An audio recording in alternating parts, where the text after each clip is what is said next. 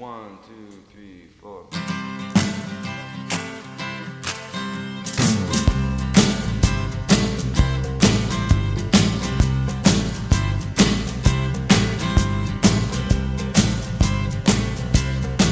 She don't wear no pants, she don't wear no tie. Always on the ball, she's always on strike. Strutting up the aisle, big deal, you get to fly.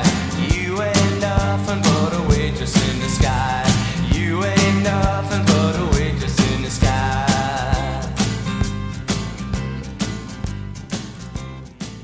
Hello and welcome to another episode of Breaking Mayberry, the show that pools our tips, goddammit. You're supposed to pool the tips and then we cash out at the end of the night. That's how you reduce the discrepancy between the back of the house and the front of the house. It's worker goddamn solidarity. This is how we work, and some of you are holding out on us. That's right, we're talking about restaurants today. That famous show that takes place in a restaurant. The show that everybody loves that's in a restaurant and follows the ins and outs of high fine dining. That's right, 1980 through 1989's It's a Living. We are in Parental Control, baby. It's back. Parental Control is back. I'm one of your hosts. I'm Marty Schneider. I'm the other host, Dan Ludwig. And Parental Control is the mini-series that we run alongside our other mini-series. This one, we have guests on to talk about shows you associate with your parents. Either a show you watched with your parents when you were growing up, or a show your parents watched, or something that they watch now. So a show that is associated with with your parents. And last time we did this, we started with Annie Ludwig. We started with Dan's sister. Well, it turns out Dan has another parent and another sibling.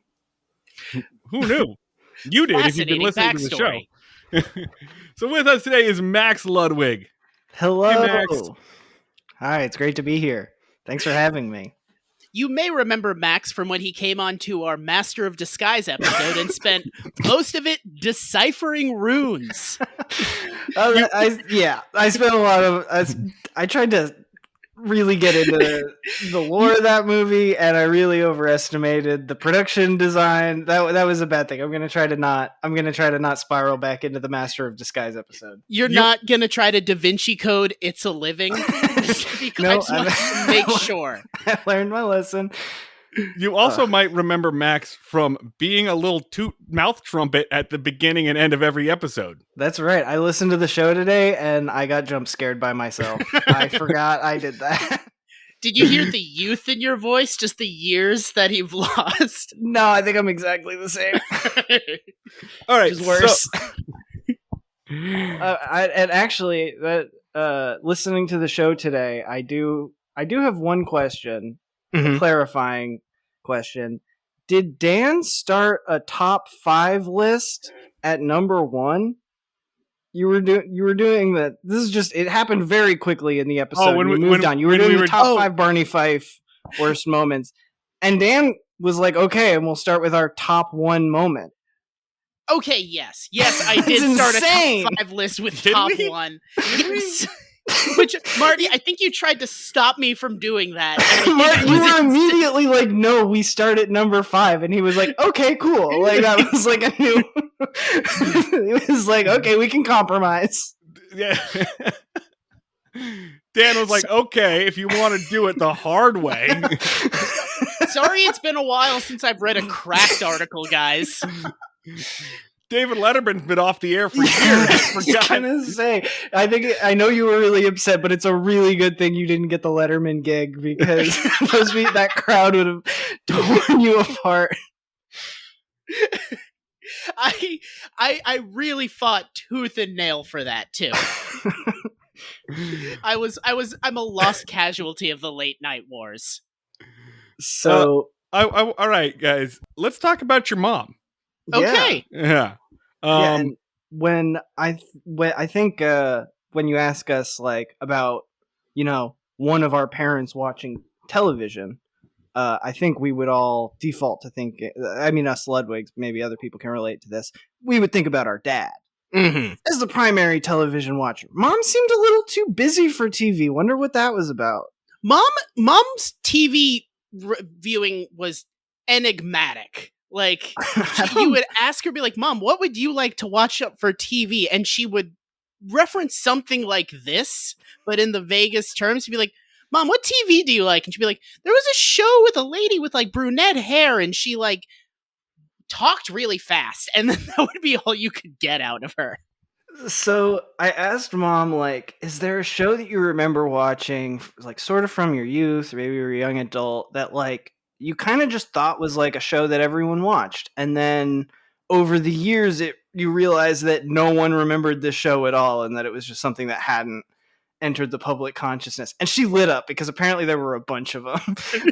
She's been... This is it. You just nailed it. This show is so good. This is the least a show we have watched has ever existed. It's like it's mid Back to the Future erasing. Yeah. This show even does a Back to the Future parody at one point. It's aware of this. Well, it's like every time I look at it, there's less episodes. Like it's just slowly vanishing. Okay, so you gave us a list from your mom of 4 things, right? There was the Banana Splits, Love American Style. What was the third one? The Monkees. The Monkees. Okay, everybody knows what the Monkees are. Yep. And this, It's a Living. And I knew what the Banana Splits and the Monkees were. Apparently your mom is really into fictional bands. Mm-hmm. And Love American Style I'd at least heard of. But we chose It's a Living because I'd never heard of it. And all of the episode descriptions are batshit. They're fucking nuts. They are way out there. For what should be a very boring premise for a show. It's a Living is a show about waitresses and hostesses at a fancy restaurant at the top of a skyscraper in Los Angeles, and the situations that happen as people come in and go. Should be really basic. So what did your mom say about this? Oh, I don't know, Dan. We were just on a call with her. So she was like, her primary thing was, she was just at a dinner party where she was trying to describe it to a group of people, and they thought she was insane. Like, she was like, the show we all watched with It's a Living, and everybody just vacant stares from a room full of people. So I think the reason she latched onto this was it was associated with recent shame. Oh, that's truly the Ludwig way. Yes, exactly. We watched an episode from season 1, season 2, and season 3, which inadvertently turned into kind of a Legend of Zelda, Link to the Past, Oracle of Seasons thing where, like, we're seeing weird, like, everyone is, like, a different era of this show. Right. People are dropping, like, flies and coming back. Yeah. The kitchen looks different at every time. Their outfits are going from, like, Zardoz to barmaid. Like, it's so weird. Like, important question. Do you know about when your mom did watch this? Because the production on this show is fucking nuts. Like, the production history of it is insane. No, I'm not sure. She has no idea when she watched this show. So It's a Living airs from 1980 to 1989, but not in continuity. Because you'll notice that's 9 years, but there's only 6 seasons. So what happened with this show was 1980, when it premieres, we're in the middle of a writer's strike and an actors guild strike. History repeats itself. So now the first season is cut very short. So there's only 13 episodes. Then the show tanks in its first season, right? It's not a good success. So they go back to the drawing board. They get rid of some people. They add some people. They change the name to Making a Living. So much worse. Yeah, it's way worse. And that airs for another 14 episodes. So these are only like half seasons. That airs for another 14 episodes. Both of those aired on ABC. So it airs for 2 seasons on ABC. Then it languishes. Those 2 seasons go into syndication. It starts to get up. The reruns start to build a following in syndication. And then they bring the show back with some of the original cast members, 4 of the original cast members to be precise, as It's a Living, and they bring it back in syndication, in first run syndication, which I've never seen before. And most of the time, the only time I see the shows that are like in syndication that are first run are like game shows and stuff. Right. What does first run syndication mean? So syndication is when a TV show, usually a sitcom, hits a certain number of episodes, it goes into syndication, and then other individual affiliates can buy the rights to air reruns in their region. That's why sometimes you'll see like, watch the Goldbergs on MeTV at 7:00. Yeah. That's your local affiliate bought the rights to the Goldbergs, and they air reruns at 7:00 before their prem. So it's when your TV show becomes insanely lucrative, right? Like, and it's when you episodes. get Seinfeld money, right? Yeah. And that's what most shows are going for, right? They want that 100 episode mark so that they can get the syndication, the royalty. So most of the time when you see shows in reruns, they're in syndications. That would be second run, rerun syndication. Mm-hmm. The only time I've ever seen first run syndication is if it's like Jeopardy or like Wheel of Fortune, like, or Hollywood Squares, right? That's the only time I've ever seen new episodes go in syndication. I'm sure this has happened before, but the only time, like, I've never seen a new show, a new scripted show in syndication like this, unless it was like a kid show. That's kids shows will do that sometimes as well, right? You may have watched Dragon Ball Z on your ABC affiliate, and I may have watched it on my WB or whatever. Mm-hmm. So that's what happens with It's a Living. So they bring it back in 1985. It goes off the air in October of 1981. It comes back in 1985, and in syndication lasts out 4 other seasons from 1985 to 1988. And in this period of time, like, this show also has a little chart on the Wikipedia page of the cast coming in and out, and it looks like the lineup of Guns N' Roses. It's a very helpful chart. I need to have that pulled up this entire time. Yeah, I'm going to be referring to it. Fuck, I'm talking about. Just so I know who these characters are. Yep. So there are 4 main cast members, and I'm calling them 4 main cast members because they're the only 4 that last through this entire process. They are Dorothy Higgins, played by Gail Edwards, who is the closest thing you have to a main character, who is a very sweet and innocent waitress who dreams of being an actress. There's Nancy, who is the head of the house, who is all of their boss. There's Jan, whose one and only like real characteristic is she's older and has a family. And then there's Sonny, the piano player, who is your standard 80s sitcom wacky friendly rapist. Yeah. You know, a little pervert. You had to have a little pervert. every show's got a little pervert. Yeah, Little gremlin. And then guy. a little sex goblin. There's a bunch of other characters who come in and out. The other remarkable one is Angelian, who plays Cassie, and her characteristic is slut. This was how fucking TV ran in the 80s. You could just give one word characteristic, right? Slut, horny, old, dumb. Like that's it. That's 4 seasons on this. Well, to jump ahead a little bit, season 1 has way too many fucking cast members. Too and many. They kind of double up. Like, there's 2 characters whose only trait is mom, and there's 2 adorable Midwestern airheads. Correct. Like, and it's just completely incoherent. You have no idea who the fuck anybody is. Correct. Remember how I just said Gail Edwards is our like sweet, bright, innocent one? In the first episode that we watch, no, that's Vicky. Yep. Who the fuck is Vicky? Played by Wendy Shaw. So yeah, they get rid of several characters. This restaurant changes chefs 3 times.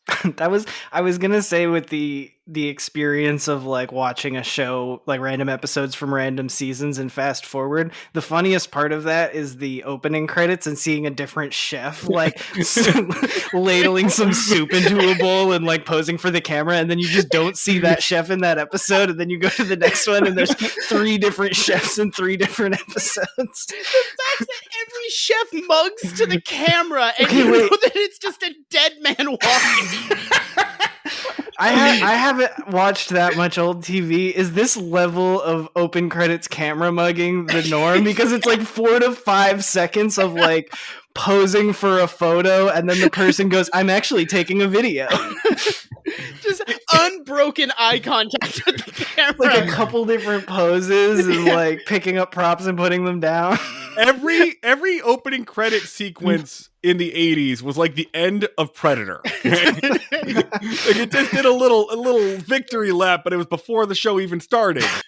Three's Company is actually probably the show that this show shares the most DNA with. That's the one that was okay. But you guys, you mentioned the opening sequence, the title credits. We should start there. Yeah, because I was not prepared when I clicked play on It's a Living.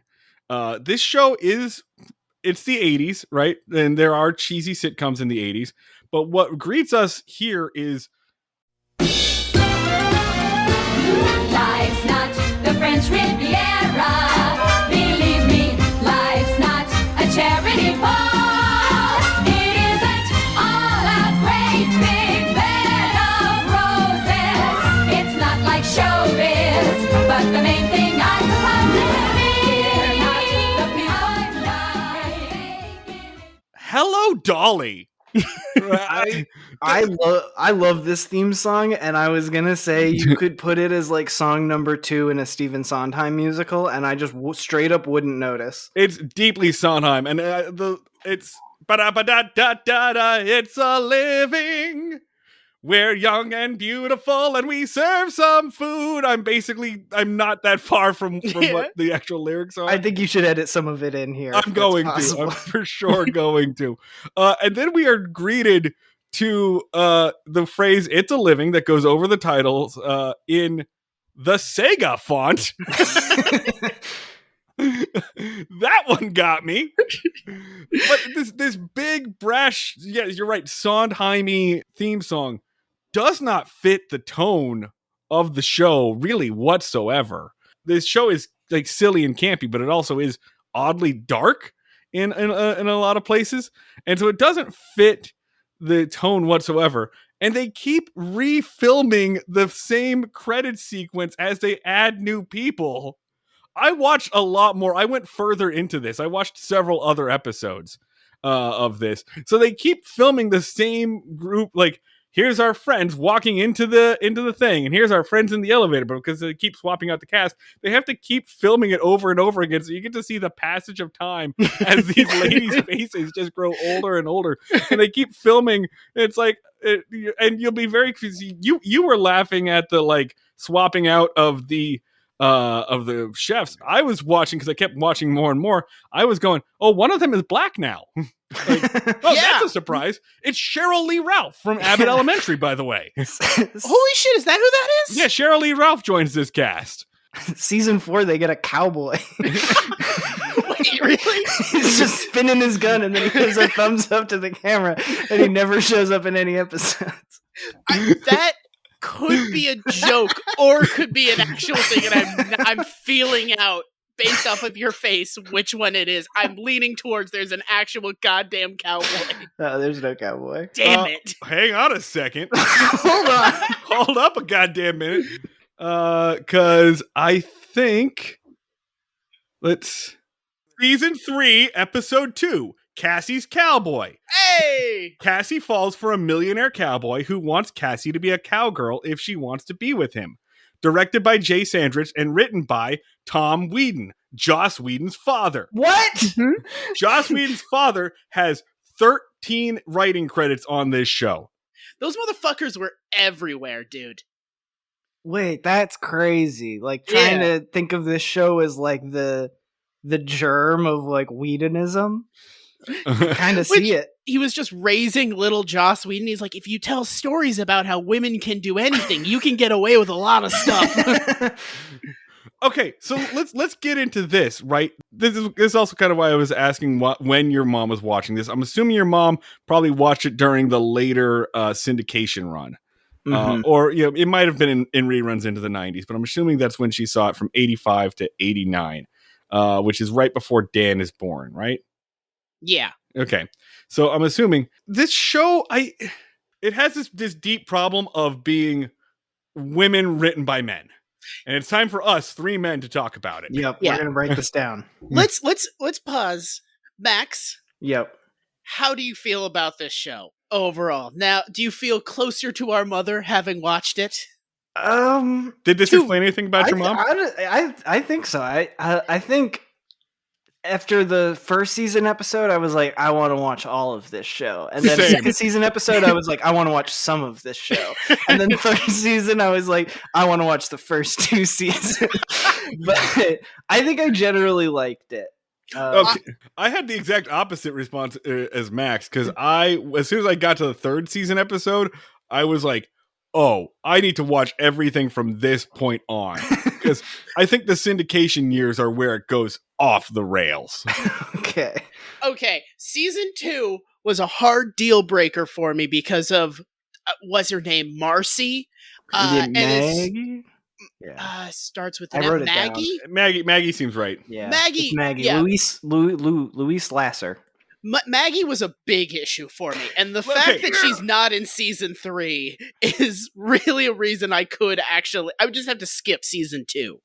Okay, guys, let's get into this. Let's start Yeah, with yeah. let's start with season 1. Like we've done enough prelude.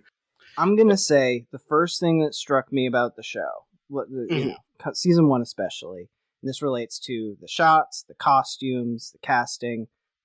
There's boobies. The boobies There's- are up. The boobies are out. Yes, The titties accurate. are there. The titties are saying hello. There And is I almost always boobs in every shot.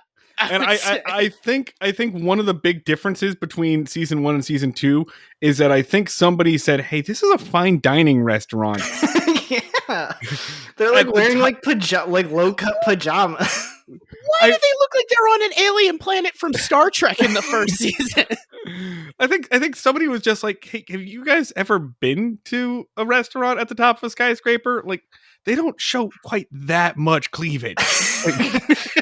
Yeah, I will say, I thought the outfits were cute, and we get like 3 outfits per episode. I think. Oh, there's a lot of costume changes, and those It are fun, but- appears that they change outfits as the night go. Like there's like the weird like purple robe There's phase the of the lunch evening, shift. and then they switch into like German barmaid outfits. And like I'm assuming at 9, like real weird shift in entire energy of the restaurant. And Yeah. and the maitre d', the head of the house, Nancy, is wearing like ball gowns the entire time. Yeah. And okay, I love this actress. I love the way that she like glides from room to room. We'll talk about this in the second season episode. But let's start with season 1, episode 4, Fallen Idol, written by Sheldon Bull. Airs November 27th, 1980, and directed by Joel Zwick. And the only reason I want to call this out is Joel Zwick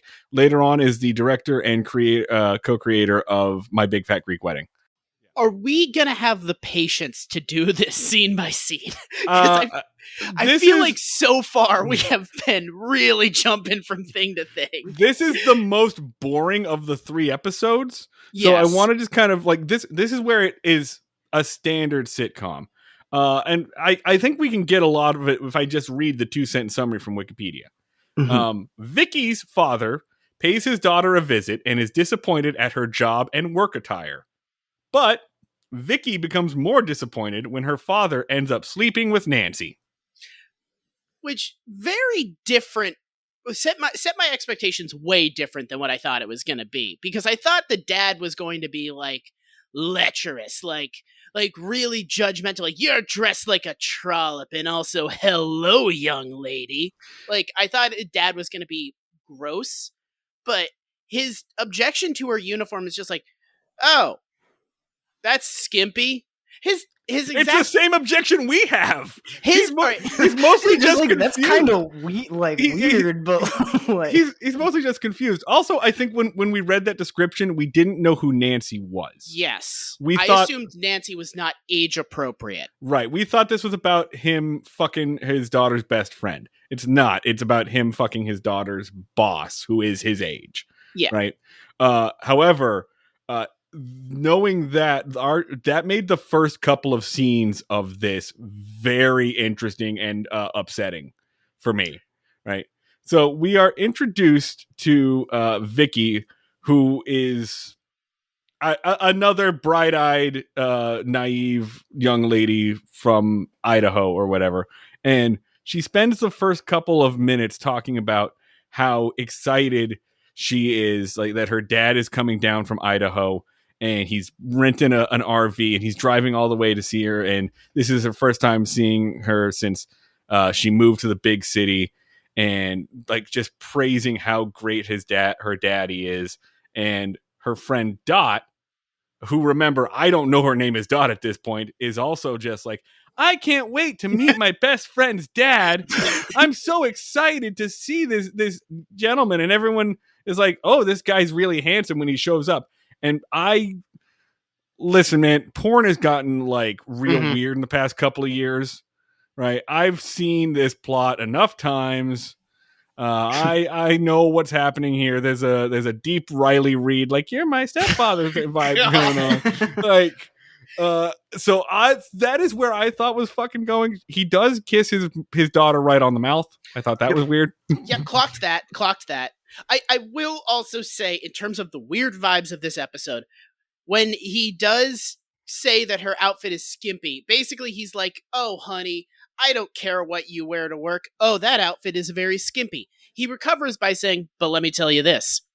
You're the prettiest girl here, which is the worst possible recovery to that. Is like, listen, you're dressed very revealingly, but because of that, I can see you're definitely the hot one. It's also very strange because he's already seen all the other waitresses at this point. Like, she's wearing the exact same thing that everyone else is, which is the joke, right? She comes out and she's like wrapped in a jacket, and he's like, hey, why does your outfit have a jacket on it? How do we feel about this guy, since he's basically the main character of the episode? I hold that, again, other than kissing his daughter on the lips, this dude doesn't do anything wrong. Okay, I see.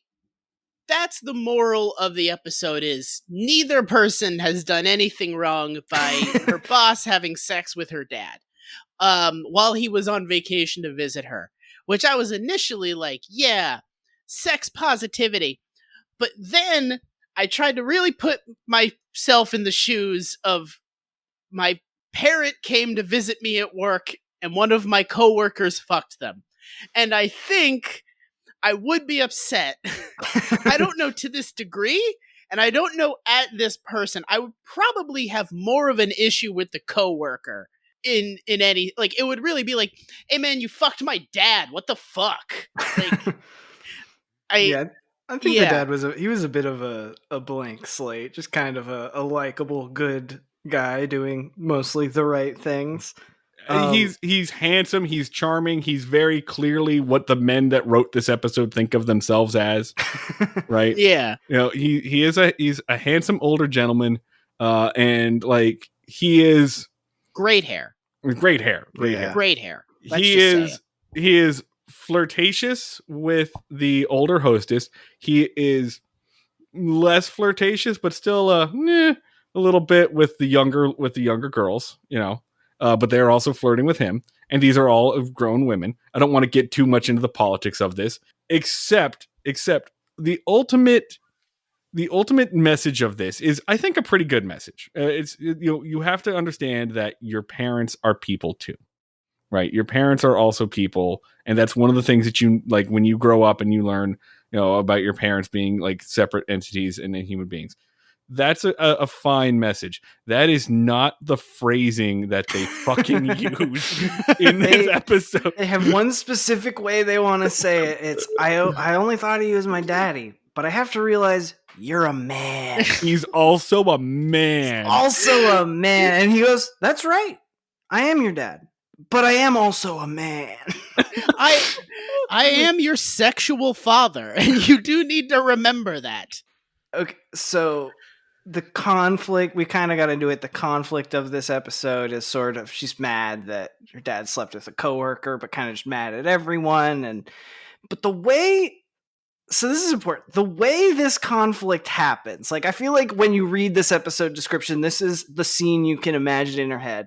Is Vicky goes to her dad's trailer to drop off a present, sees her coworker in her dad's robe, and then what happens? I might say Vicky screams, the dad comes out, says it's not what it looks like, Vicky leaves the van, it's like a 1-minute scene. What happens, and this actually happens again in one of the other episodes, is Nancy just starts ad-libbing for like 3 minutes and just like repeating like, just stay here, don't leave, it's okay, just say something to me. Generally this show feels pretty tight, it feels pretty well timed. Like it's not like a million jokes a minute, but it doesn't feel like there's like a scene that drags with nothing happening. But I really feel like they got 2 minutes short on the runtime, and Nancy was like, I'm a classically trained improviser. I fucking got this. You did. There's one key piece of context, which is she doesn't like open the door and Nancy is there in a robe. It is the door locked, so she goes in through the front of the RV. This is an RV, to be clear. Yes, basically, like there's not really that much room for 3 people in it. Listen, you break into your dad's locked RV, you're gonna see something you wish you hadn't seen. I have broken into my dad's locked RV. I did that this year.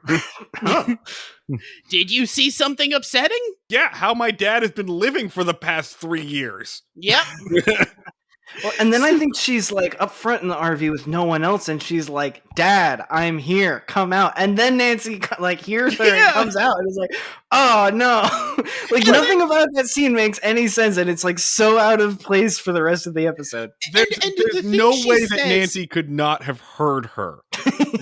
They are 10 feet apart with a sheet of like paper between them. The thing that Nancy says is, oh wow, this sure is a crummy way to start your day. Oh wait, and then they both start like, she starts weirdly, like she's like, first off, Vicky's gonna leave and she's like, don't leave, which why would you tell her not to leave? Let her leave. Yeah.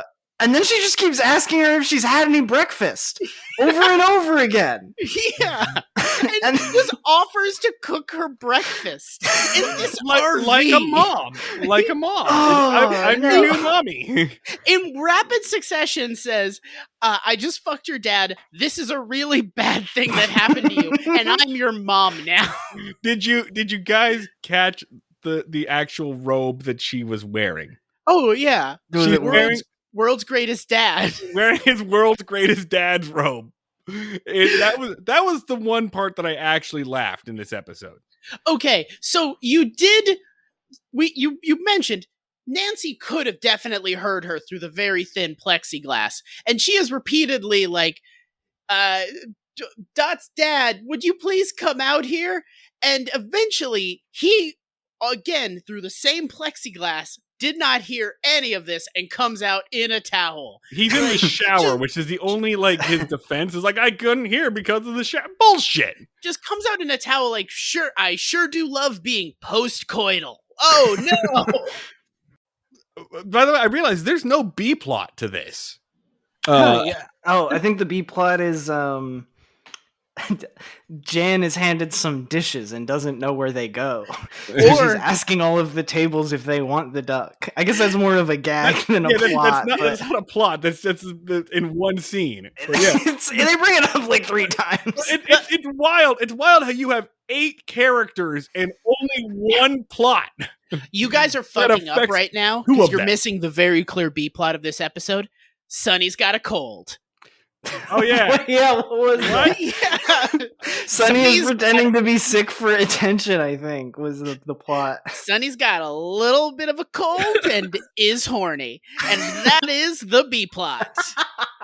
You're right. Trying to parlay a head cold into second base. Dude, head cold into getting head was right there. Damn it. Come on, man. This is why I didn't get that late night job. Yeah, Letterman would have gotten that.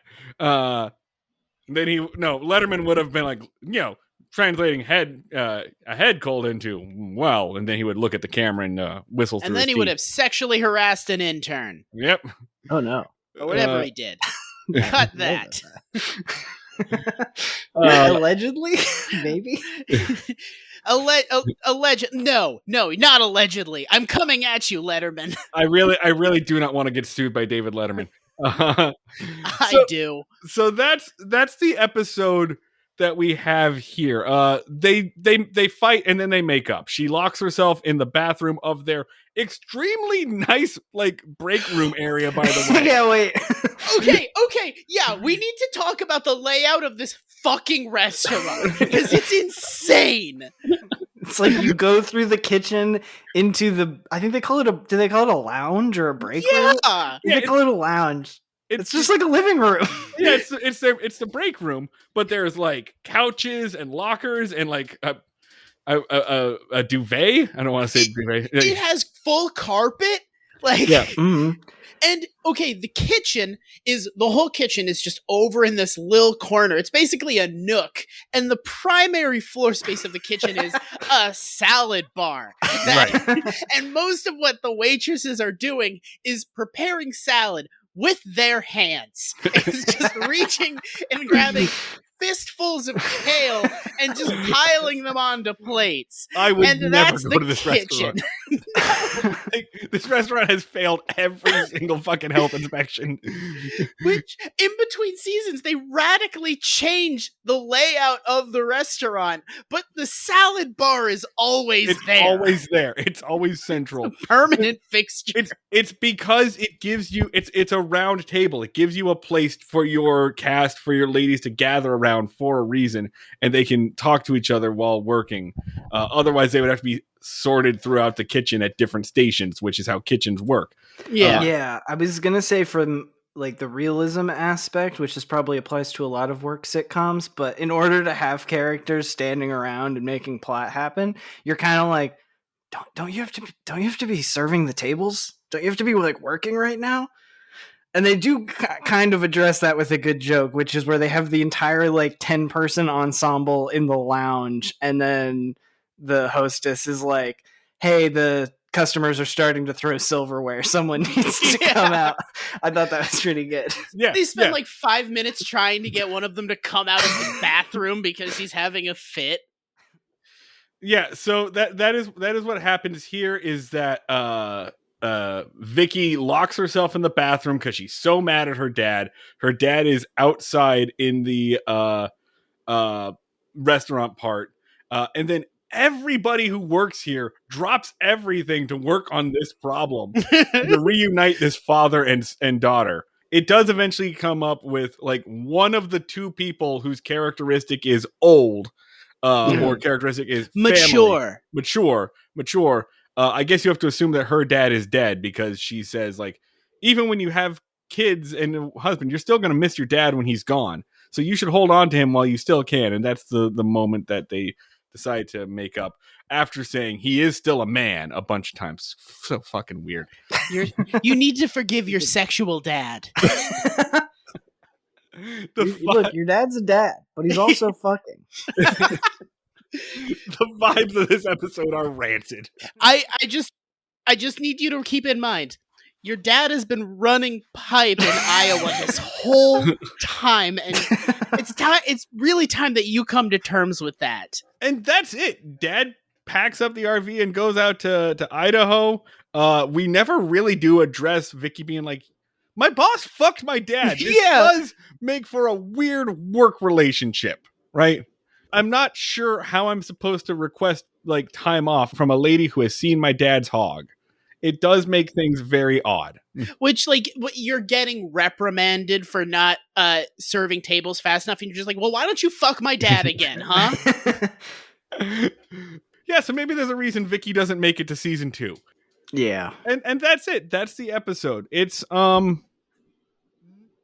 weird, but I would say normal. Like the vibe, it's okay. That's a plot, right? Yeah, I would that's say a Golden Girls plot.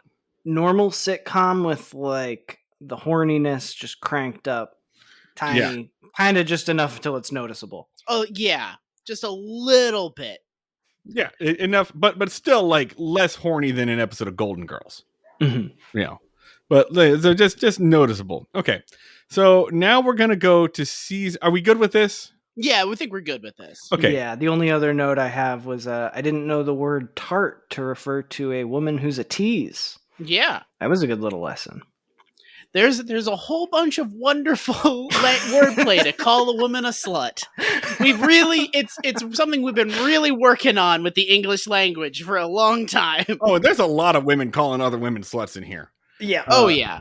Okay, so I think we're good on this. Let's jump to season 2. So now the show is making a living, but when it went into syndication, it went back to the original title. So we watched it under the original title, and we are at nearly the end of season 2, with season 2, episode 12, "Horsing Around."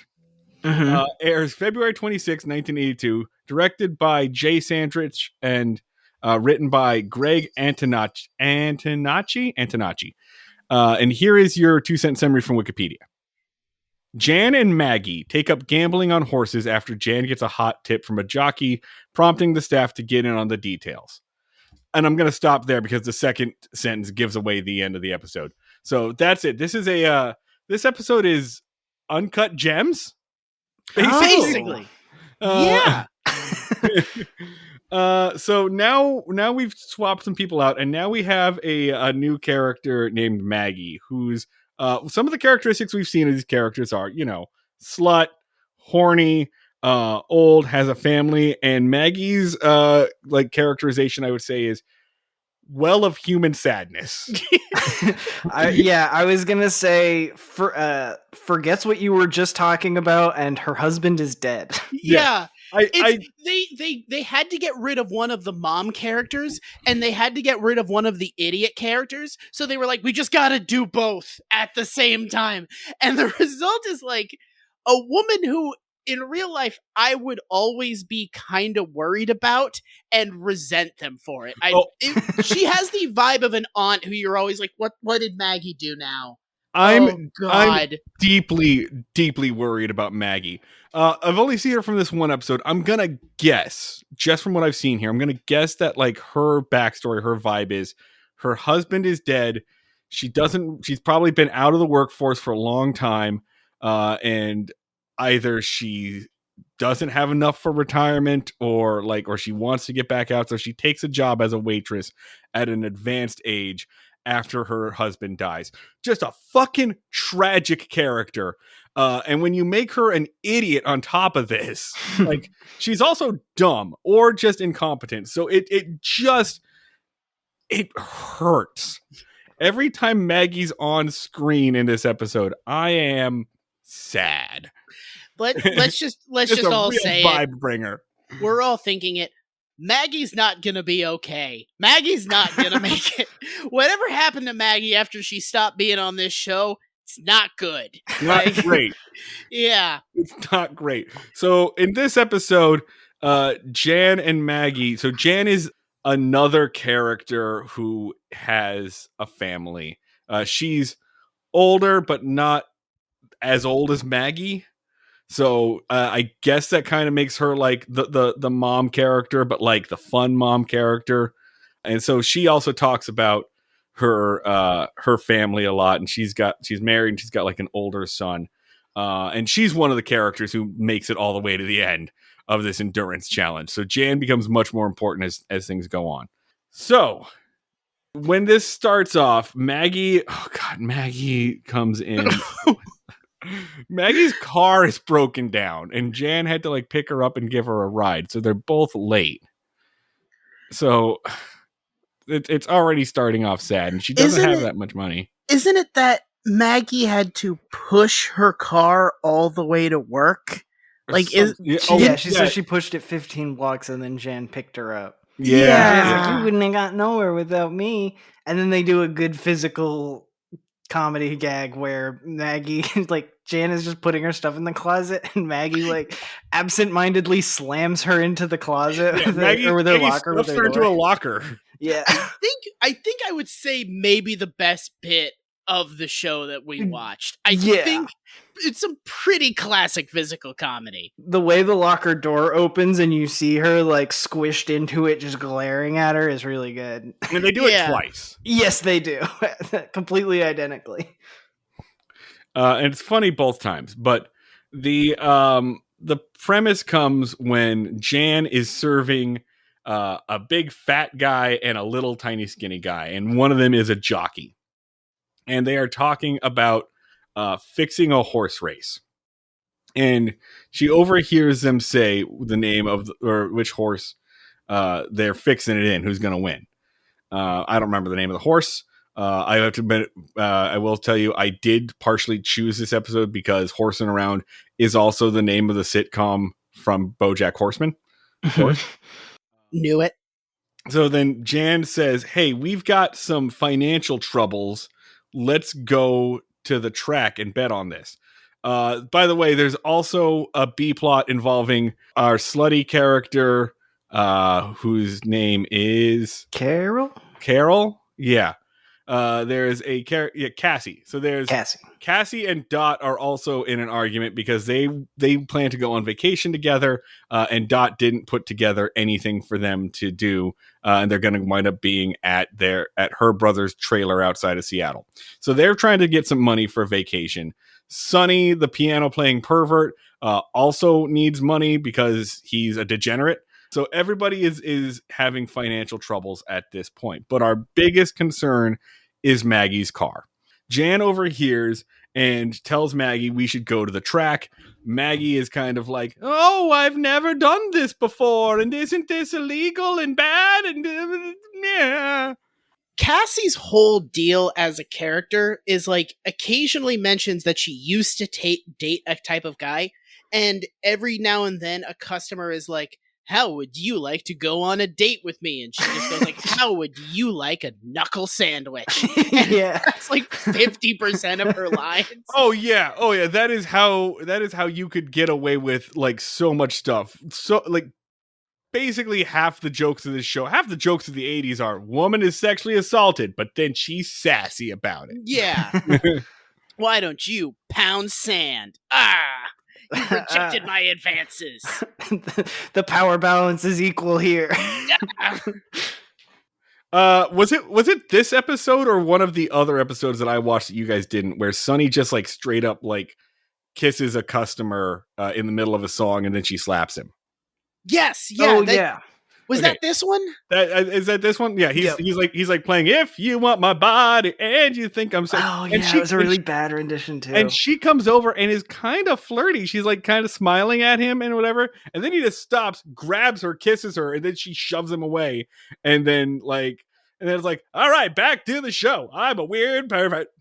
Max, as a musician, you could have had this job back in the day and apparently been really bad at it. Like, horrible at it. And kept the job. Yeah. God, the cover of "Do You Want My Body" is really bad. He's horrible. He's like, if I was like at a restaurant and this person was doing weird like Richard Cheese renditions of shit, but so bad, and every now and then taking a break to do Assault, I would like be like, this meal better be free. My other thing is, if I were an actor and I spent 9 years of my life pretending to be a piano player, I might take one piano lesson just so it looks like I'm playing piano. Just so it looks like I know where my fingers to go, because he is just slapping like he looks like Kermit the Frog doing a panic mode. Because he's my slapping man playing like Dr. Teeth. All right, so that's fucking Sonny. I cannot fuck with Sonny, man. I do not like this character. So Maggie and Jan go to the horse track, and Maggie is annoying. She's annoying to the bookie. She doesn't understand how to place a bet. The bookie is very short with her. She's just confused by everything, but not in a way that's like, oh, Maggie. It's like, oh, honey, oh no, oh Maggie, you don't know how tickets work? You don't know what like paper is? Oh honey, let's get you some help.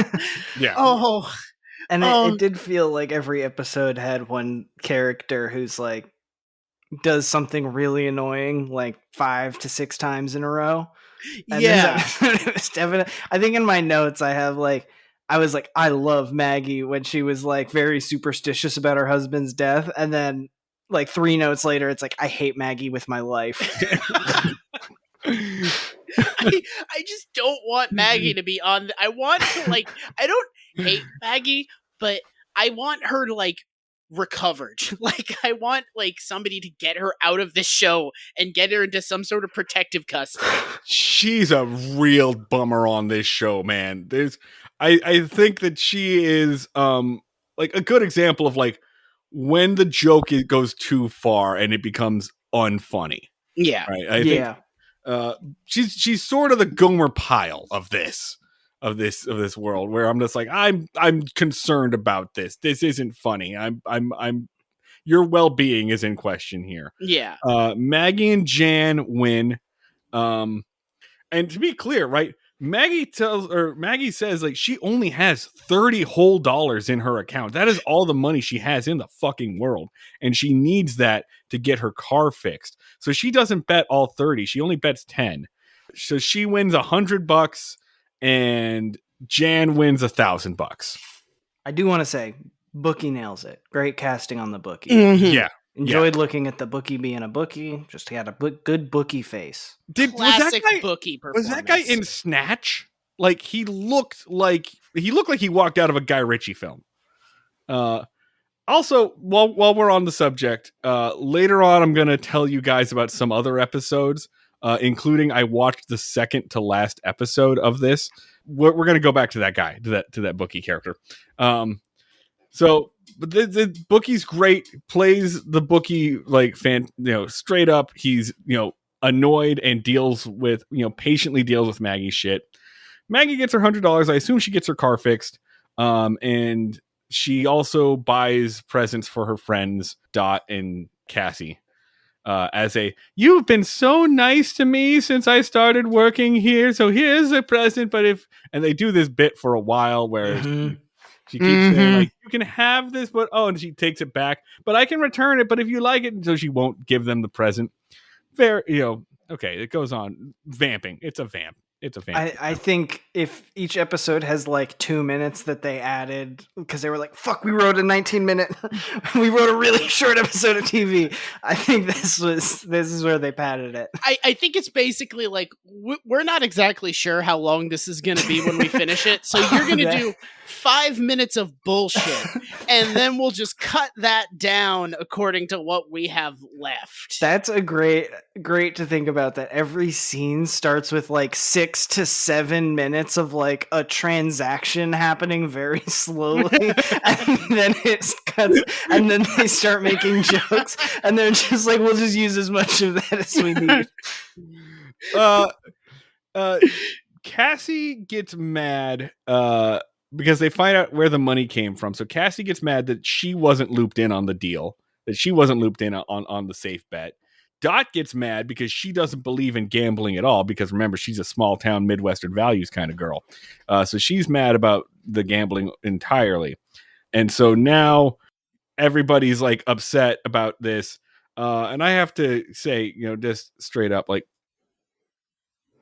do you give a fuck if your like coworkers win money?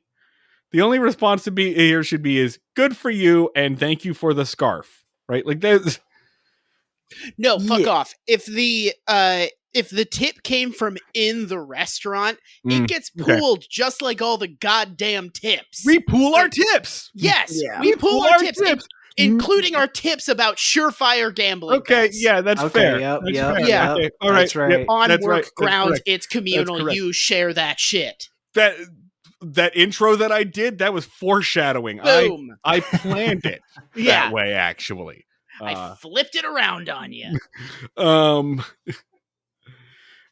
then they see the fat guy and the jockey again. By the way, I did pick this up when I was looking at the end credits. The fat guy, like mobster guy's name is Harry the Hat. That's how he's credited in the or that could have been the bookie's name, but that's there. Somebody is credited in in the end credits as Harry the Hat, which I loved. As far as mobster names go, I put that at like neutral. Like, no, I would take it. I wouldn't dispute it, because then you're gonna get one that's like Vinny the Neck or I don't something. think he's like wearing a hat in the episode is the thing, Not at all. which is very strange to me. Anyway, so they see them again, and now they're like, "Hey, we have to listen to these two." Jan and Maggie are trying to eavesdrop on them. They have to let Sonny in on the deal, because Sonny they're sitting right next to the piano, and Sonny's playing too long. I did like this bit. Sonny comes up, is like, "Hey, everybody, my break's over." Da, da, da, da, da, da, da, and he's singing. And while he's singing, Jan whispers in his ear what the deal is, and then he stops in the middle of a song and says, "That's my show, folks. Good night." And I liked that joke. They're trying to listen to the conversation, and Maggie overhears them say, "Yeah, the one we're gonna go with is number 4. Yeah, number 4." And then Maggie's They like, do this well. He's like, "You sure?" He's like, "I'm sure of it. Number 4." and then Maggie's like, "Haha, yes," and she runs off to tell everybody else. And we stick with their conversation, and they go, "Okay, number 4, we're ordering the Chablis. That's the wine that we're getting. This is order. Now, what about the horse we're fixing?" Ba-da-da-da-da-da. Classic. So just to be clear, this is a high-class restaurant at the top of a skyscraper where the wines are ordered by number. Huh. Yeah, I guess I just assumed that was normal. Got him. That just shows the level of class we're at. That was not out of the ordinary to me. They got him like McDonald's combos. You don't order like $80 wine the way I would at a faux restaurant. Just point that one. Yeah. So that's it. So then this is so stressful. I'm actually having heart palpitations remembering what happens next. Oh, it was horrible to watch. Because we go back to the racetrack, and everyone is there. The whole cast is there. Jan and Maggie and Dot and Cassie and Nancy and Sonny. I named them all. What do I get? Let's go. It's all fun. They're all there. They're all there. They all bet so fucking much on this thing, except for Maggie. Mm-hmm. Maggie is there. She shows up late, and she barely gets to the ticket office before the race starts. And the fat mobster guy is in front of her. Okay, I think this time he's wearing a hat. And he says, "Don't I know you from somewhere?" And she goes, "No." And he's standing in front of her, and she hears him place a $10,000 bet on horse number 5. Yeah. Okay, so who at this point thought that the entire cast was going to be rendered destitute at the end of the episode? I thought this was going to have an Always Sunny style ending. Like, everyone's going to get fucked at the end. Yeah, they're just like, "Oh, I guess we have to keep working as waitresses." I guess that makes sense. It's like, "Oh, I guess we can't quit ever." I really thought it was going to end on the, like, well, them's the breaks, but at least we have each other. Like, I thought that's what was going to happen. I thought this was going to end in Maggie being thrown onto the track. Yeah. So they do this really well where everyone is watching the race unfold, right? And Maggie, she's written as a very sweet character. So when she hears, "Oh, I had the horse wrong. I told everyone the wrong horse," instead of putting her money on the correct horse, she just turns around and goes and tells everyone else it's the wrong horse. And they made this scene so painful where everyone's just watching like their horse lose, and she's going, "I'm really sorry. I didn't mean to." Like resting her chin on their shoulder, being like, "I really messed up." Oh my god, it's so bad. It's a good scene. She is the worst part of it. I do like that they're all like, I won't be able to make rent this month. Oh no, I really needed that money. And Sonny's Sonny's gonna is, die. I'm going to be killed. I took out money I don't have from a man that hates me and is eager for a reason to murder me. I forgot there is one like foreshadowing note we forgot to mention, which is the chef, this season's chef, overhears Maggie and Jan talking about their initial tip, and he warns them against going on it, because he tells a story of a time when he had a surefire tip, and right at the end, the horse that he had bet on that was such a surefire thing had a heart attack in the middle of the race. So he's Yeah. like, anything can happen. There's no such thing as a surefire tip. There's a good gag where he describes 14 people trying to haul the horse off the track. This episode actually, as we're going through it, has some pretty good bits. It has the juice. It has the juice. As Dan and I have learned, turns out you actually can beat a dead horse for laughs. Yeah, that's true. There are so many dead horses in the Breaking Mayberry archives that we have like milk for good gags. I don't know why. Horse death is funny. Yeah. They're ridiculous animals, and it's funny when they keel over dead. So let's tell our listeners how this ends. Oh, yeah. Which is that everybody is like about to fucking die, right? They're about to lose all of their money, become destitute. Things are not going to go well for Maggie, right? Other than Sunny, she's definitely got the worst situation going on here. But then, as all of our characters are like, well, we're going to go now, the horse number 4 trips, right? And then number 5, the horse that's supposed to win, trips. And number 4 pulls into the lead, and so we watch them going, no,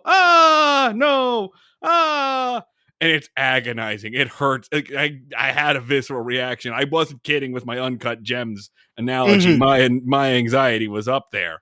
And they win.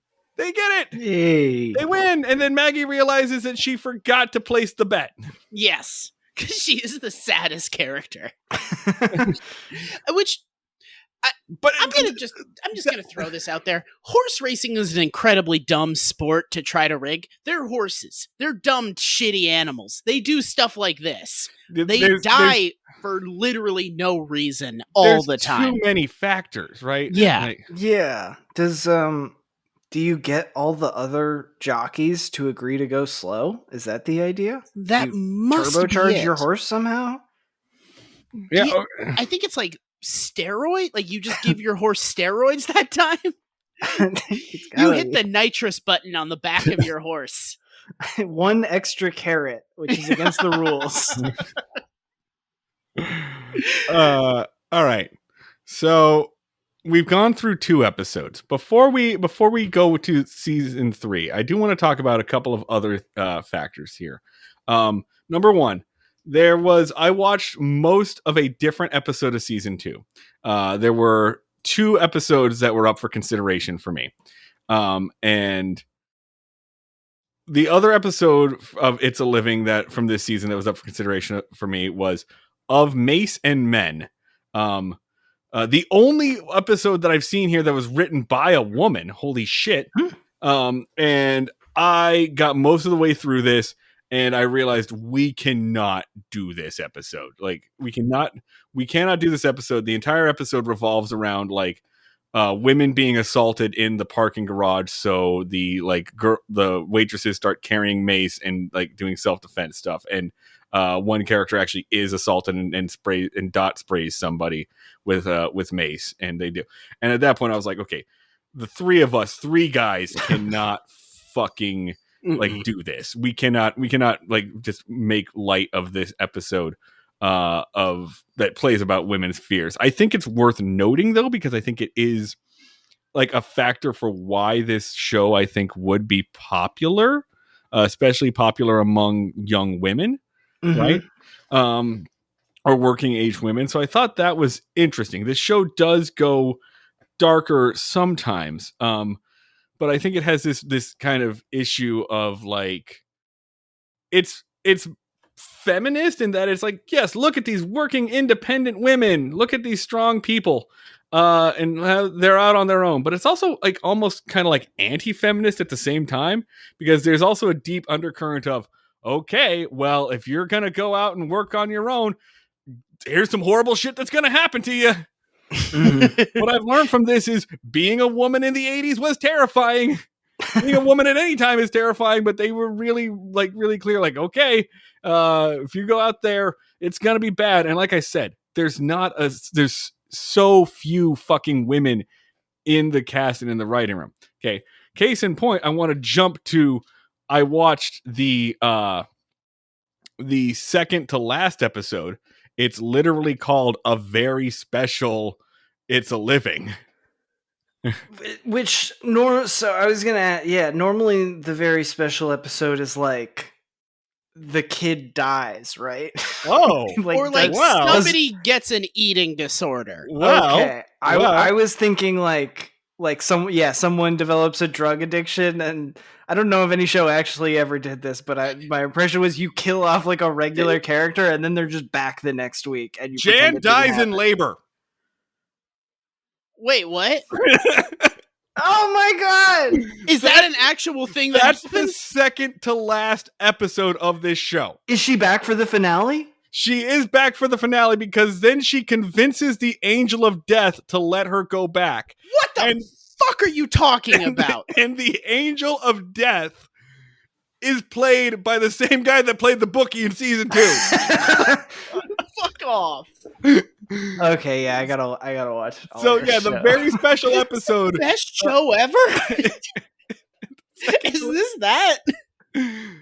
And somehow, by the way, there's also an entire episode where they do like a murder mystery dinner kind of thing at the restaurant. A murder mystery society puts up a play at the restaurant for like a dinner theater, but then a person actually gets stabbed in the restaurant, and they frame Sonny for it, and all evidence points to Sonny as the murderer.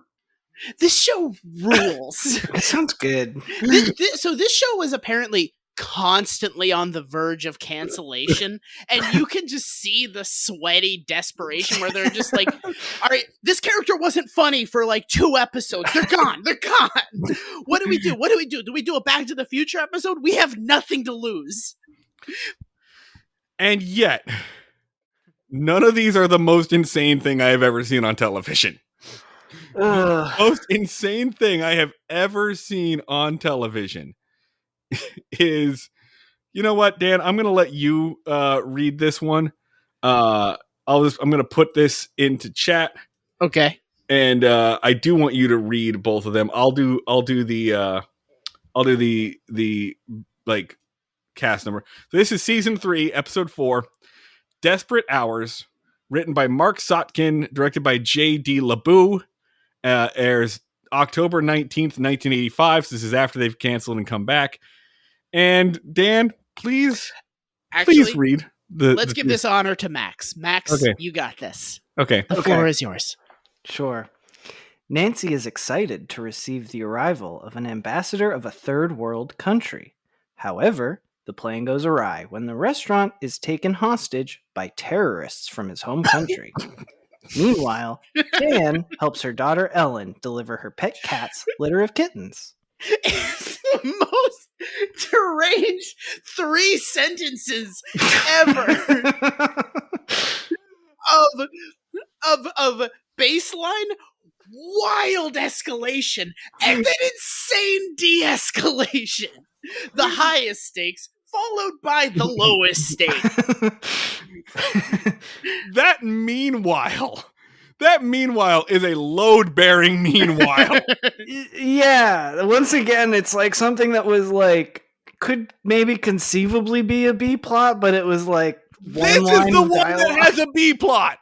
This is the one they gave a B plot to. They had to make every fucking moment. Wasn't enough going on. Okay, so Let's just you know what? Love this. I love this episode. Okay, so this episode is batshit insane. We could talk about it, I feel like, for 3 fucking hours. All the insane shit in this episode. It's such a wild escalation. We talk a lot about the escalation between the first and second episodes of the Andy Griffith Show. This says, fuck you. Remember, the last 2 episodes that we saw were like, oh, you slept with my dad, and oh no, we made a bad bet. Okay, that's why I thought about the Mace one, because I thought it'd be a good midpoint, but there's just not really anything funny about it. So yeah. Okay, so this episode opens with a dignitary from a small island nation is visiting. The small island nation is apparently in Eastern Europe, based off of everybody's accent. So I'm assuming there's like a lake, and then there's an island nation in that. It's so hard to remember all these fucking people's names. It's a made up country, by the way. But I think Eastern very European made up. Balkan is probably where we're going. So I think like Croatia. So Nancy is trying to get somebody to cover the table of this visiting dignitary. And she doesn't want Dot to do it because Dot's an airhead, and she wants Jan to do it, but Jan doesn't want to do it, and it turns out that the dignitary is horny, so she tries to give it to Cassie. Midway through all of this negotiation, Kramer stands up and announces that you are being held hostage until the People's Party of this small island nation is heard. That's right. Michael Richards himself is the terrorist. Michael Richards is the lead terrorist. We're not fucking kidding here, guys. Kramer stands up with a gun. There's another guy with a gun who kind of has got like a Dog Day Afternoon John Cassavetes look to him. He is the old man from Breaking Bad. He has like bit appearances in thousands of sitcoms. I think he was on Seinfeld a couple of times too. The entire time I was trying to figure out where the fuck I knew him from. Yeah, and then there's a woman who I think has 2 lines. Great job, lady terrorist. So they take the entire restaurant hostage before the first commercial break. There is they do an introduction to the third chef. This one's deal is that he is like kind of strong and silent type. He's very muted. Yeah. Let's just take a quick detour. All right, what's everybody's ranking of the chefs that we've seen so far? Start with number 1. Wait, there's 2, right? Was there one in the first episode? Well, we saw him briefly, mostly through the intro. I think his deal was, I'm a very Italian. Making the food. Okay, and then yeah. And then the second one was the saddest guy ever. Yeah.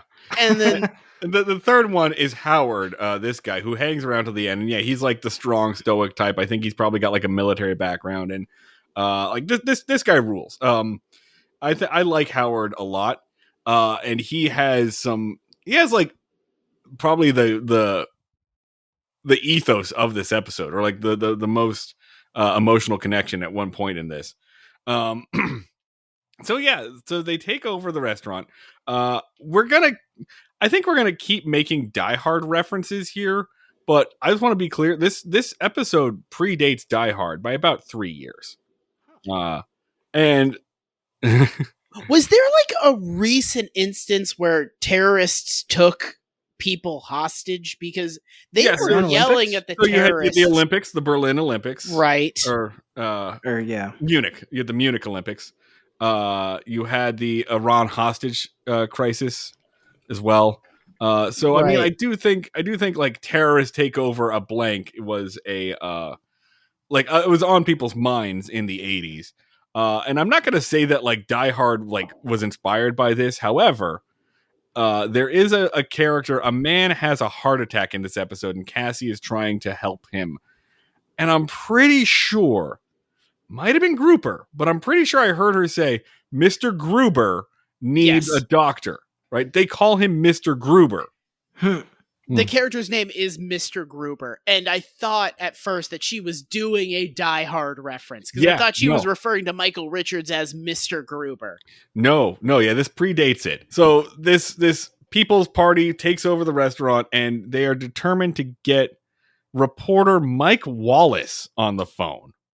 That is their goal. They want to get Mike Wallace on the phone, the reporter Mike Wallace on there, to have their demands met. And if their demands, which they never say what they are not met, or if they do not get Mike Wallace on the phone, then they're going to start shooting. Now, I do feel like terrorists took over a restaurant in a skyscraper, probably a news story. I feel like there would be a couple of reporters on scene about this. I feel like there'd be a lot of moments here, but instead they sit and wait for only CBS News' Mike Wallace to call them back. Yes. Which it truly appears that CBS's Mike Wallace is screening their calls.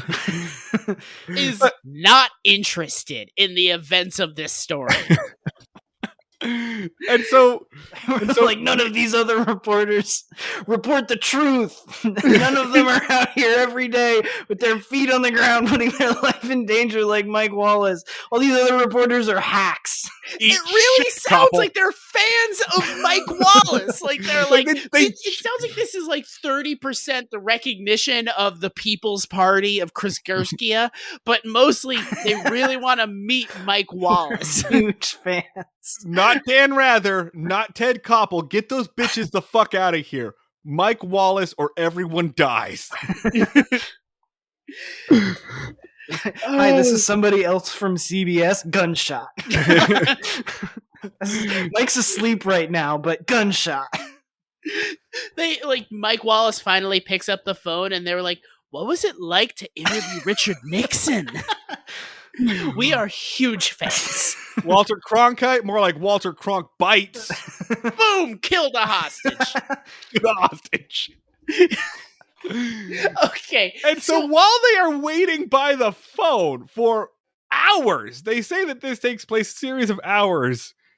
Jan is their hostage back there, and Jan keeps getting phone calls from her daughter, whose cat is having kittens on the phone, and Jan has to walk her daughter through birthing kittens with a gun to her head. If you think that maybe the birthing of the kittens is low stakes, no. That child has to reach into a cat's vagina and yank out a kitten. Yeah, one of those kittens is stillborn, by the way. Yeah, it's hardcore. And in case you think like it's one of those like scene episodes where like a guy takes somebody hostage like Bob's Burgers, and it's really like, I'm not gonna hurt anybody, I just gotta pretend to, bang bang, I have a gun. Kramer is eager to end human life. No, Kramer he's is ready. Kramer is like, on the hour, I'm gonna start blasting. I am happy to kill each and every one of you. Kramer is like the most hardcore terrorist I've ever seen on TV. So Jan is in the back with the John Cassavetes looking guy. And like he is like about to hang up. He's like, your daughter is foolish and is going to hang up, but she convinces him, let me talk to my daughter. So I just think about Jan for a second here. This could be the last conversation she ever has with her daughter, right? As far as Jan knows, she's not making it out of this, and she's trying to tell her daughter, you can do anything, be strong, we'll be okay, you'll be okay. What the fuck? And good performances in this wacky sitcom. But if there is a Die Hard analysis here, Sonny is obviously our Ellis, right? Yes. They Sonny is trying to get shot in the face. He's doing everything in his power to get shot. What's he doing? He's doing something really annoying. He keeps like trying to like weasel his way out of being a hostage. Oh, and yeah. Everything he does just puts himself more on the terrorists' radar. His opening gambit is, you don't need a musician here for this terrorist situation. And they're like, I especially want you here now. or he actually fucks it up for everybody because they convince the terrorists to let the customers go. Nancy and Jan convince, like, okay, you've got the diplomat, you've got us, the staff. Let all these other people go, including the guy who's having a heart attack. There's so much going on in this episode that Cassie is trying to help the old man who needs to go to the hospital. They agree to let all of the customers go and just keep the hotel or the restaurant staff. And then fucking Sonny like wraps a jacket and some sunglasses around himself, like, and so it looks like a turban, and then tries to sneak out, like, oh, bye boys, I'll buy some oil from your country, which is slightly racist. Yep. And they go, all right, no, fuck that, no one's going anywhere. So he ruins it for everybody. Sonny puts all those fucking people in danger. The whole, like, Sonny should have been beaten and fired at the end of this episode. He was an active liability. So yeah, Cassie's trying to help a gentleman. Oh, and then Dot, a man whispers to her, it's okay. I'm a cop and I've got a gun and I'm waiting for my moment. Why the fuck did you tell this random waitress that, man? Yeah, the one, it's like the worst undercover cop. So the terrorist is like, Dot, shut up, because you're saying stuff. You're whispering. I hate you. Shut up. You need to shut up. And then the cop is like, I have a gun and I need you to tell everyone. And then so she's like, this guy has a gun. And then they're like, I just told you to stop talking. Yeah. Not only that, but she confuses everyone because she describes him as the man with the mustache and the tweed suit. And she gestures over where there are two men with mustaches and tweed suits. Classic. Now, here's the thing. Dot could have added one fucking piece of information that would have cleared everything up, because one of those dudes is black and the other one is not. Yeah. So Dot just needs one more distinguishing characteristic to clarify which guy she means. But we got to do a Three's fucking Company misunderstanding in the middle of this active hostage situation. But also, why is this cop sitting on his goddamn hands for like 7 to 8 Thank you hours? so fucking much. What the living fuck is he waiting for? Like literally, they try to do like the faux pas of like, oh, everyone thinks it's the wrong guy with a gun, so that when the moment happens, Sonny goes up to the wrong guy and is like, do something now, please. And then he's like, I'm not the guy. And it's like, that's not even a faux pas, because the right guy is like 2 feet away and he should have done something like an hour ago. If anything, that was the only thing preventing the actual cop from getting shot in the face, because he was like, all right, time That guy to take has out a gun. the old firearm. Put him up. Like, what was he waiting? He didn't actually do anything until the terrorists were already disarmed. Right. And then he was like, hey, I'm jumping in. Like, They were about to start executing people, and the cop was like, not yet. The disarming scene was so good. I watched that a bunch of times. They pushed the lady terrorist into a chair, and the force of her being pushed into a chair, she like flings her gun arm up and just holds it there. He's like, and then someone grabs the gun out of her hand. Yeah. They just like sit her down. And what this ultimately comes down to, so we've got a couple of things coming down. So we mentioned Howard, the news chef, the strong stoic one. They even tell Sonny, like, Sonny, why can't you be more of a man, a quiet man like Howard? And they go, Howard's a fucking zombie. Like, Howard is emotionally dead. So Howard gets probably the best monologue of the episode. Because everybody's sitting there thinking we're gonna die. Like, we were watching the last episode, we were watching all of our characters about to become destitute. This episode, we're watching our characters just accept their own death. Yeah, So bleak. And Howard's like, my daughter invited me to come see her over Christmas. I should have gone. I don't like to have should-haves. They're extra baggage. But that's a should-have in my life. I should have gone to see my daughter at Christmas.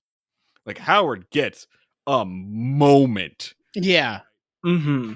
Cassie gets a moment of, I wish I'd had a baby, which is Mm-hmm. bleak and real. Yeah, all of these people are just like accepting and wishing things that he could do, Or except just for like remembering good times. yeah. So they're about to start killing hostages, and I have no idea why Kramer doesn't just straight up shoot Sonny in the head at this point, right? That should have been the first. But he goes for Jan, and John Cassavetes, who I'm just going to call him that now, Sure. is like, no, don't kill her. She has a daughter, and they just had kittens. Like, he's now he's like recognizing this as a person, not her. Don't kill her. And in the argument between Kramer and John Cassavetes, that's when Howard makes his fucking move. That's when Sonny tells the one guy who's not a cop to shoot, but the other guy who is a cop shows up. That's when everything happens. And we wind up with Dot has a gun somehow. So everybody has this. And Howard gets to say, like, I don't like to have should haves, because now he's got the gun and he's alive. And they take the terrorists down, and Cassie also gets like a hero moment where she's like, I don't give a shit about anything. I'm getting this man to a hospital. So everybody in this episode, except for Sonny, gets a fucking like hero's moment. There's so much shit going on. Kramer's arrested. Mike Wallace never shows up. I'm pretty sure that after the disarming happens, there is one more gun than the terrorists had. I'm pretty sure 2 of them have machine pistols. And like, yeah, I think they were just like, everybody gets a gun in this scene. Yeah, the gun math does not add up. The way they end it is nearly dying makes you horny. Like, yeah, John Cassavetes falls in love with Jan. Mhm. Right, but After- they're arrested for sure. And then we get another piece of dialogue featuring Nancy with her and the chef at bar getting drinks, talking about stuff. And we get some more nightmare dialogue that repeats itself like 5 times. Just like it's like flirt with him and invite him to come back to your apartment and fuck you, but do it over and over and over again of like, it sure is a shame that nobody wants to come to my apartment and spend some time. and he's Blow gonna off look some at you with steam. disgust. Just the most unsettling flirtation. Just so it was like creepy and ominous. Yeah, it's fucked, dude. One of Nancy's characteristics, I think, is desperate, which is weird because this woman clearly fucks. Well, she fucks. We know that she has fucked a father one time. That's true. Do not know how often that trend. We don't have very many data points. Well, we picked 3 episodes. Mhm. Yeah. 2/3 of our data. I maybe we got lucky. Maybe we just got lucky. Maybe she's really good at fucking people's dads, but not very good at fucking chefs. We don't know. We don't have the data. That's I between the believe- seasons. I believe Nancy and Howard end up together. I believe that's how the show Oh, ends. that's cute. Aw. Yeah. So Which That's- a reoccurring thing Yeah. seems to be that everybody is like, Nancy is such a bitch. And then Nancy comes into the room and be like, you need to go do your jobs. politely requests that people do their jobs. Yeah. Yeah, Mark, that- we were gonna touch on it, but in the second episode, they do Yes. a really good bit where like everyone's like grouping up to like talk about the bets and everything, and then Nancy just kind of like strolls by to be like, you should all be doing your jobs, and everyone like scrambles and makes up an excuse for what they're doing. She It's really good. Glides through that set. Yes, She yeah. moves like a video game villain you're trying to avoid. Like, Like what's that Mars Attack, the lady from Mars Attacks. oh yeah, Flying yeah, through all- yeah, and her ball gowns are really helpful for this. I'll say this: everybody in the cast of It's a Living is good. Like all of these actors are good, even if the writing is dog shit. Yeah. And There's- most There's of these actually one people- character we haven't brought up yet. What did you guys think of as of Crystal Bernard as Amy in the 3rd episode? We kind of got a new she's Yeah. Southern, she's from Texas. Right, her characteristic is Texas. It's Texas. I really like her hair. She's got good big 80s hair, and I actually realized something looking at her hair is that 80s hairstyle is like the curly version of like a scene. Oops, sorry, like a Paramore fan haircut. You know? Yeah. It's the same thing where you kind of got like short bangs going like diagonal. Texas newbie, I felt like she was just kind of the warmed over leftovers of Iowa. Yeah, Right. person. I liked Vicky. I liked Vicky episode 1. Yeah, Bring she was money. This is just like, you're not Vicky. You're not Vicky. She was better. She was from Iowa. She was more wholesome. She didn't have as strong of an accent. Did you guys watch? I'm so confused because I saw so many of these. Did you guys watch the one where she's trying to collect things for her church's white elephant sale? No. Oh, okay. So I watched that one, which is, by the way, the second terrorist episode in season 3. The thing I went ahead and watched the second time this restaurant is taken over by terrorists. And I'll give you just a brief overview of it. First off, it's not the episode descriptions call it a terrorist plot. I would not call it a terrorist plot. But it is more of a jewel heist. But it does have a very similar setup where a dignitary from an island nation, this time somewhere in Southeast Asia, is coming to dine with his new wife. And his new wife is a blonde white woman from Van Nuys, California. So they make jokes about her being from the valley, and she became a princess by being such a slut. She fucked her way to being a princess. And even though she wasn't American and her husband wasn't, Asian, it's still very clearly Princess Di. It's still very clearly some shots at Princess Di. Oh. Yeah. Anyway, the premise of this episode involves some people posing as the hotel doctor and a busboy in order to drug the princess with chloroform on her napkin, or some kind of drug on her napkin. So they drug her. Dot also smells the drugs, but she's on allergy medication. So the allergy medication combined with the drugs doesn't knock her out, but it makes her stoned and stupid. And so she has to save the day because she understands what the fuck is going on, but she's also brain loopy. And at one point in time, Sonny finds out, wait, you're stoned and don't know what's going on? Would you like to go to my place? Sonny, this is a joke they fucking make. And then everyone's just like, come on, man. Even for you, that's gross. And then they just leave it. So that's that episode. Can I share something?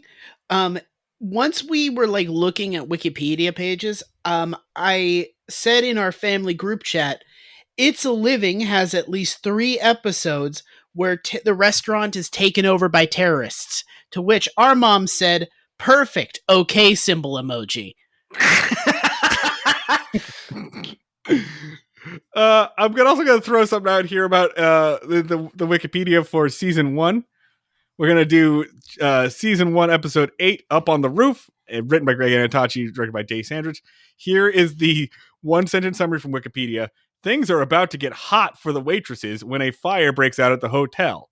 Period. Space. Note. This episode was originally scheduled to air on November 27th, 1980.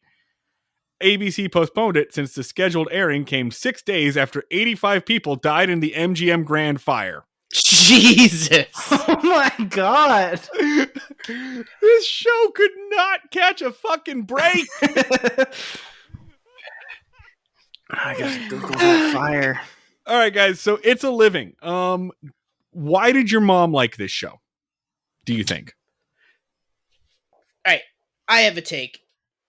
Our mom was a very hardworking single woman coming out of college before she met her dad.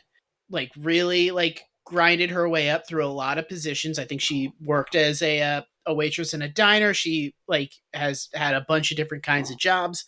So I think maybe this resonated with that of her, of like being a young woman in the 20s, like really hustling, especially like basically during this time period. Yeah. Yeah. Yeah, so I think this might have like really like worked for her in terms of like, oh yeah, that's what that shit was like. Yeah.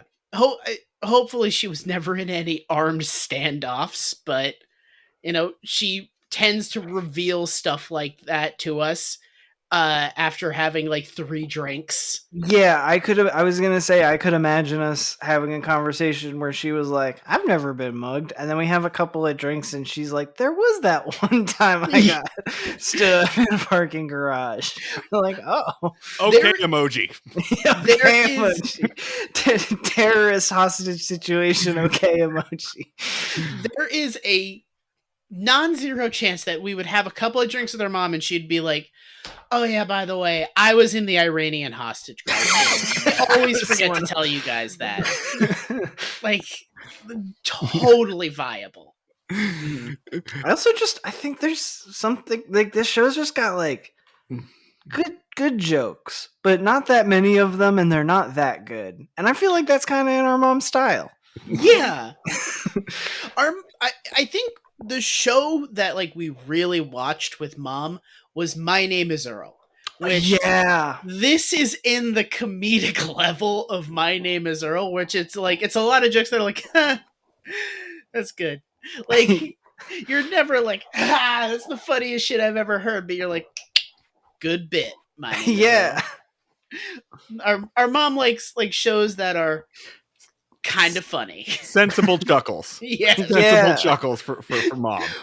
Like Kristen Dupree loves a sensible chuckle. Mhm. All right, that's solid. I think it probably worked for your mom. I think a lot of young women. Oh, I don't know. I have no idea how popular this show was because apparently it didn't resonate. Like the consciousness. The show doesn't exist.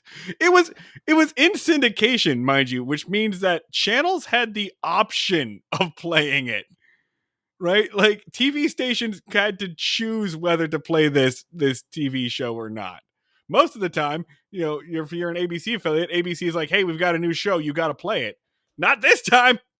I mean, there were like 400 shows like this, which is like 4 hot women have problems.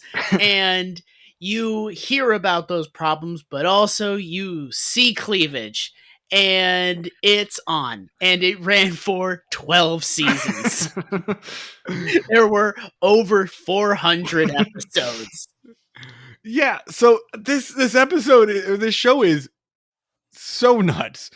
This is why your mom can't talk about this at dinner parties. It's not a shared like experience because it's entirely possible that like this only aired in the greater Massachusetts area, and your friends, your mom's friends who lived in Chicago did not get this at all. Mhm. This is such a strange collaboration of production like hiccups that it's a wonder that your mom even like gave us this wonderful revelation, just this bestowed upon us this gemstone.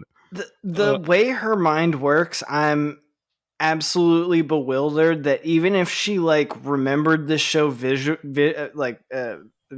and had like a bunch of things to Google, I'm amazed she found the name of this show. I have seen her forget the plot of The Dark Knight midway through watching The Dark Knight. Like, we inherited our memory issues from her. So the fact that like this bubbled up from the cauldron is incredible. Real quick, by the way, I was looking at It's a Living Things, and by the way, Dan, this purely fits within the Andy Griffith verse because there is a episode called The Dr. Danny Show featuring Danny Thomas of the Danny Thomas Show, which is where the Andy Griffith Show came from.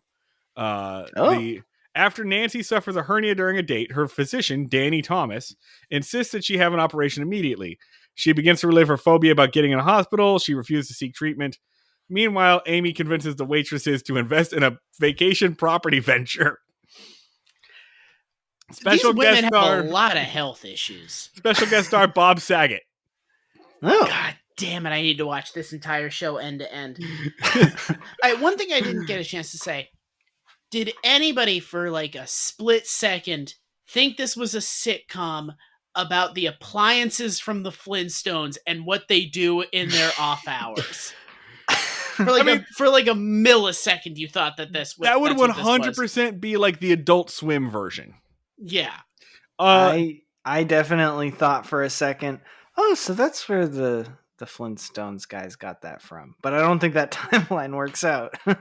when was the No. Flintstones? Oh, no, Anything this is is the 70s? no, the Flintstones was like the 60s, 70s. No, this is about 20 years, 10 to 20 years after Flintstones. So they based an entire show about young women and making it in the workforce off of shit that a bird can opener said. I think that was probably just a thing people said when their jobs sucked. Right. No, that's where the joke came from. Yeah. I'm going to read a couple more episodes of season 3 to you. Season 3, episode 20, Jump. Cassie is stunned as to why a customer refuses to leave her tips, only to learn that he works for the IRS and has to audit her. Meanwhile, Dot's boyfriend decides to threaten suicide by jumping off the building if she doesn't continue to date him. And then Dan, I almost chose this episode, and we might have to just dip back into the well of It's a Living throughout. If you guys want to have me back on for more It's a Living, you want to I'd just be like happy do this to. sometimes? yeah, we might dive into It's a Living. Dan, I almost chose this one, but it seemed a little on the nose for us, but we do have to cover it at some point. Episode 21, America's Sweetheart. Dot learns that her cartoonist boyfriend is using her as a model for a new character in his comic strip. Ooh. That comic strip, Kathy. It's the one that Marty's do in. that. We do have to do that. We That have is to very do much that. our shit. That's extremely our shit. That's Comics Corner, and also, I've lived this. Okay, I'm gonna jump us back because we never ended the episode. Shit, we're still doing it. Yeah, fuck.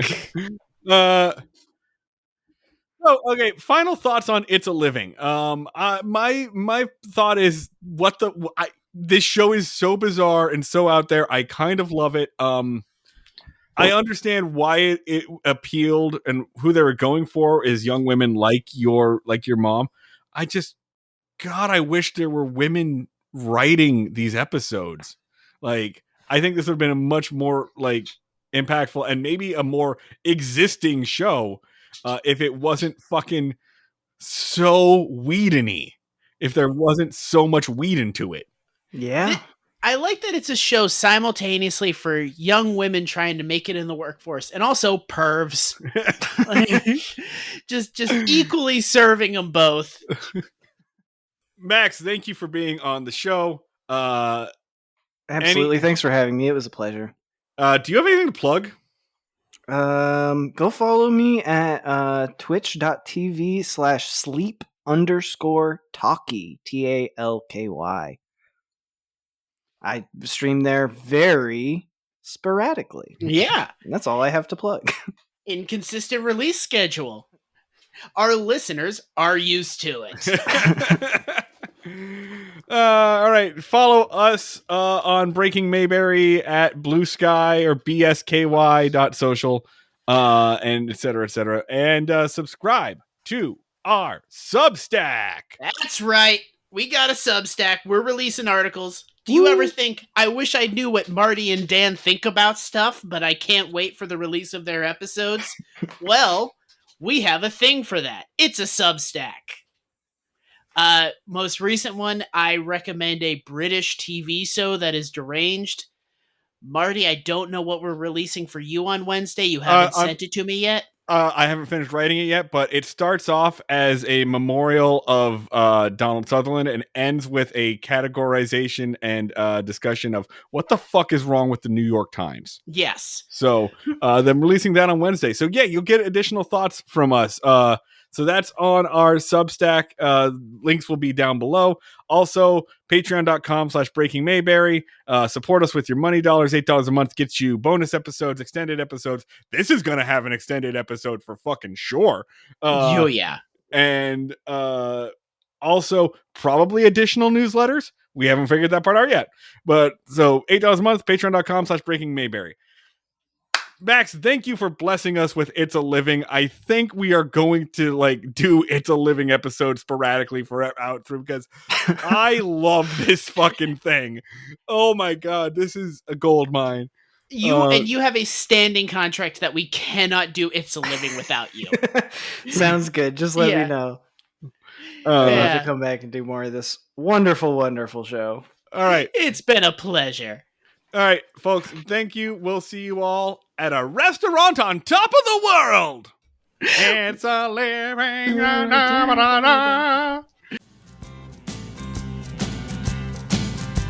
Pay my fare, don't wanna complain. You get to me, you're always out of champagne. Treat me like a bum, don't wear no tie. 'Cause you ain't nothing but a waitress in the sky. You ain't nothing but a waitress in the sky. Oh, oh. And the sign says thank you very much for not smoking.